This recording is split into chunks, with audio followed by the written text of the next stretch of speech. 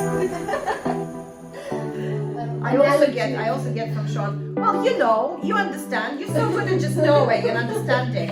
I'm like, a little help please, not always, like sometimes, yeah, I can figure things out, but don't need me to figure things out all the time. Yes, us being in different bedrooms did actually help in that sense. And I think there was also a struggle, and then it's the communication tools that are required. So I think that's actually another resource that we're going to do, because it's so easy to just react to things.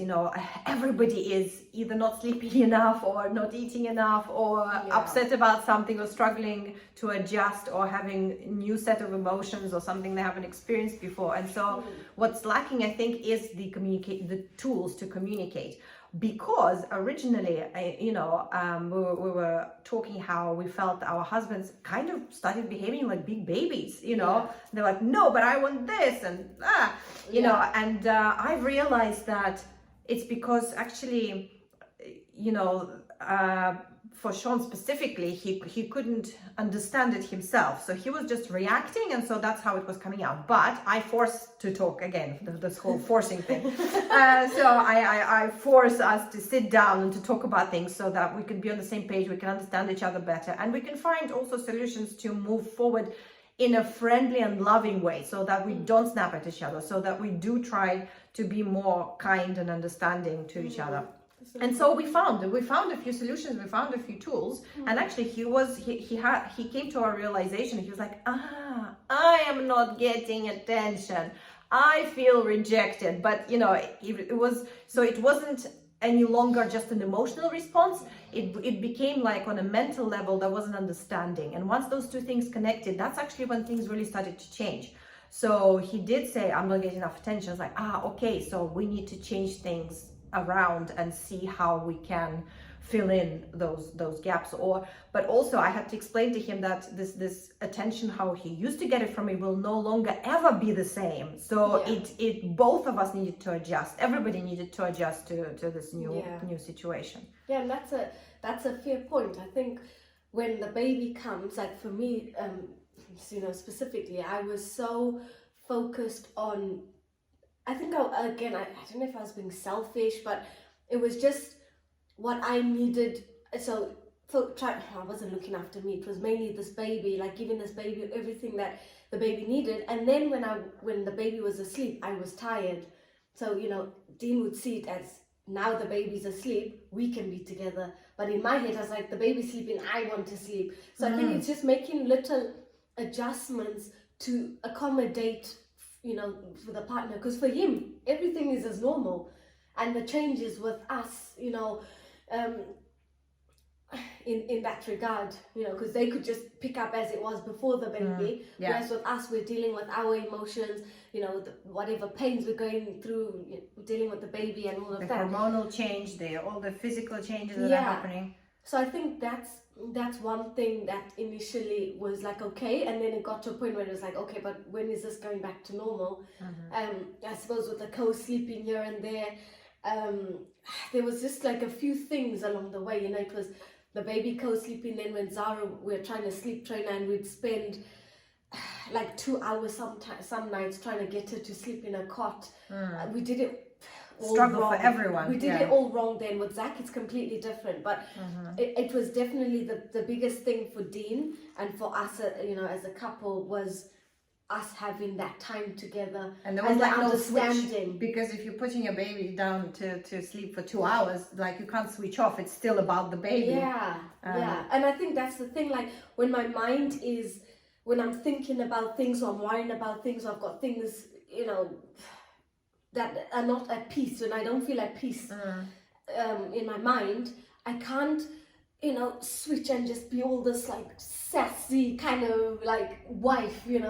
I'm still like constantly worrying about Plus it's first time parents as well. I think another thing with me is I was worried that you know, you could be in the middle of, you know, being a wife and the baby would wake up. And I was more focused on what was going to happen, like the baby waking up, rather than just being in that moment and whatever happened after that. So I think once we kind of established, you know, this is, stop kind of forward thinking like, oh, the baby's going to wake up, oh, this, oh, that, you know, just be in the moment and make not time in the future or in the past. You know, worrying about things that may not happen or have already happened, but being more present. I think I was just so tuned in, waking up every hour, 2 hours. So yeah, once I kind of gave him the time, not as it was before, obviously. I mean, those that can do that, well, I mean, props to you. But, you know, once you find a new adjustment, something that works for you, and that, you know, they adjust as well to become okay with, then it makes it better. But yeah, that was, I think, the biggest struggle was the attention, him having my attention, and that time spending, that quality time together. So that was the biggest thing, I think, for us. But then things did start to change.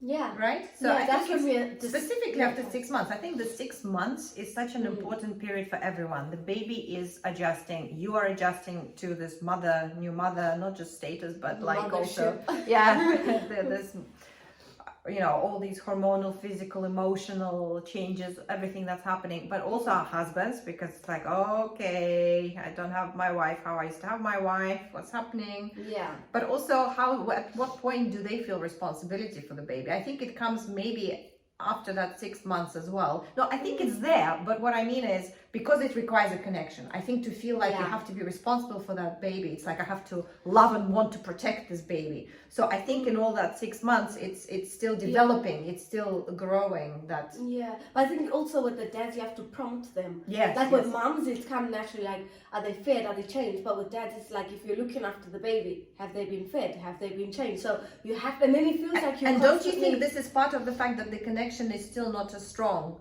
To know what because when you do care and when you do like worry, like Sean is extremely worried. It's like, oh my god, has he eaten? Like you know, he's asking me, you know. But I do have a actually very short quick story. A friend of mine, she had a baby, a boy, and her husband, there was no connection, so she was just being a mom and he was just doing his thing, and he wasn't a dad at all. And then the child started walking and turned about 1 year old and tried to talk and actually was reaching out, really trying to connect to dad, grabbed his finger, said something, and from this moment something happened. You know, it just changed, and suddenly the father was like, oh my god, this is my son, and everything changed, and they became, and it, like in that moment, however, it did take a year.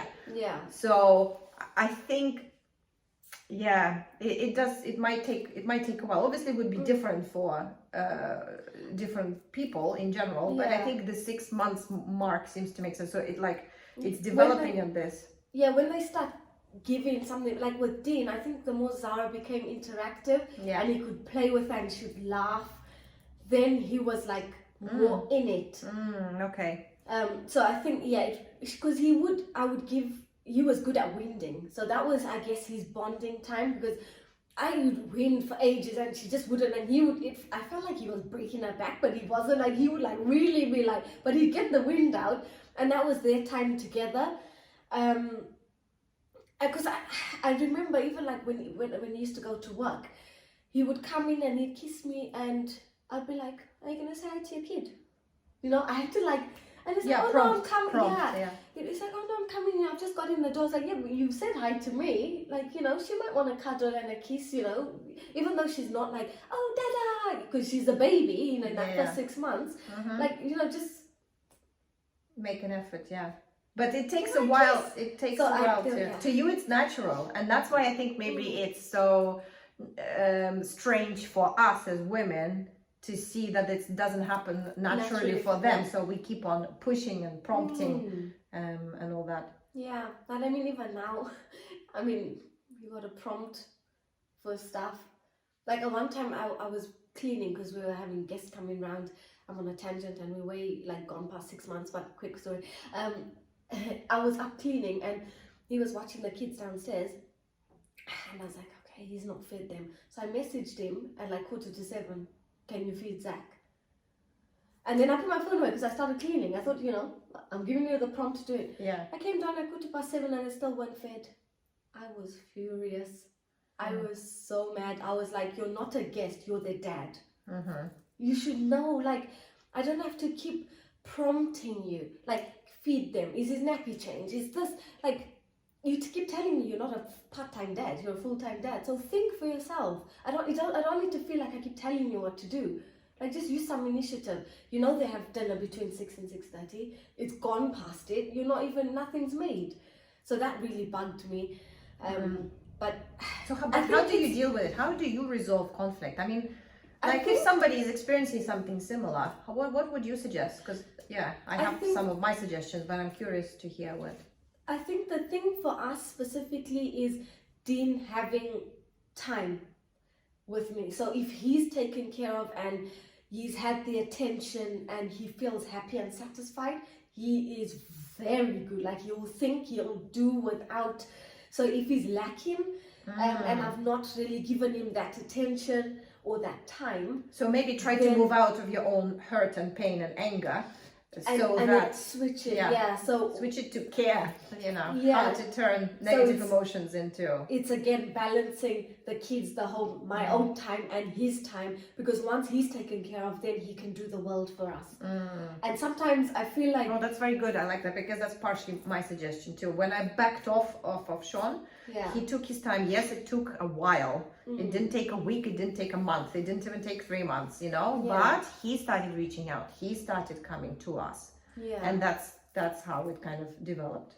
So I think that's where we've I figured out, like, I'm quite aware of, if he's, the time wise. And I think also it's us continuously working on our communication skills, because I think sometimes it lacks. He'll say something and then he thinks I don't understand, and I'll say something and so I've just said, like, we're making this rule that we're listening to understand, not to talk.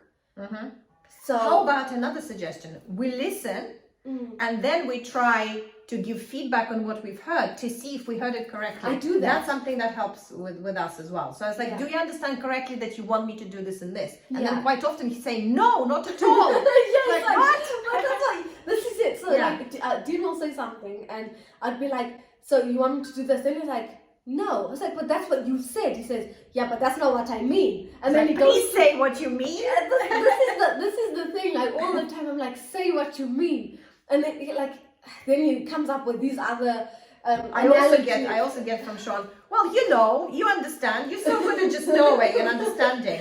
I'm like, a little help, please. Not always, like, sometimes, I can figure things out, but don't leave me to figure things out all the time. It's a little bit, time consuming and just difficult, and overload. So I think that an important thing in any relationship, especially now when you've got kids, I think is just having that communication. Like, if you've got strong communication, there's no room for misunderstanding or arguments. That's another thing. Everybody talks about communication, even as freelancers. If you hire a freelancer, how was the communication? Everyone's talking communication, but how? How to actually do it? And this is why we keep on coming out with these resources to actually address these things and say, okay, communication is this, but this is how to do it. These are the circumstances, these are the situations that you might face, and these are the tools to use and the language to use, how to approach it, and then how to listen and all that stuff. Because how you may communicate with one person might not work with someone else. So some people you might need to break it down. Some people can read between the lines. Some people interpret things differently. But ideally, you don't leave stuff to read between the lines. So in that sort of circumstance, like, I think it's important to get to clarity. Which we've discovered, like, we're like, everything is just gonna be explicitly clear, and that was the thing I was doing before, like, repeat back, so this is what you mean. And I think we watched a movie, The Velocity of D, and Sandra Bullock sorry and Sandra Bullock throws a gun, I shouldn't talk about this, but this is in the movie, throws a gun at Tatum Channing, or whatever his name is, and he doesn't catch it. And he's like, if you say catch, hey, catch. And she's like, if I say here, it's like here. and then she's interpreting it as in catch, and he's saying, say the word catch, then I know to catch it. So it's quite funny. Like now when we, talking about this communication thing, it's like just being very clear with exactly what you want. And I think oftentimes we do expect them to just know or to read our mind because it comes obvious to us, but it definitely doesn't come obvious to them. So no, but you say that we misinterpret things too. So you think things are clear to us. It's only clear with regards to our babies, maybe, because we have this idea of how we want to parent and how we want for him to parent as well. But I think there is a lack of clarity on our side too. We're not understanding them either. If we did, we wouldn't be encountering any issues, and we would be supporting it. So that's true. I think it's a two-way thing. Yeah. And that's a good place to finish. Yeah. Something to think about, but we will definitely carry on covering more topics. And of course, as always, write to us or write in the comments. You can email us, whatever. Tell us the topics you are interested in. What sort of things do you want us to discuss? And as ever, we'll keep on creating resources to help at every stage, at least what we've discovered. That helps us. And if you want to share your story, you can send us short videos that we can put in, give you the time, the space on our channel to hear your story, and that might help other mums as well. Absolutely. And when you do the stories, it's really helpful if you could form it in a way like what was the problem and how this problem was resolved, because I think that would really help the viewers as well. Other advice and just to see how to deal with certain situations. But anyway, thank you very much for joining us, and we look forward to welcoming you on our channel again next week. Yes, thank you for watching. Thank you. See you next week. Bye. Bye.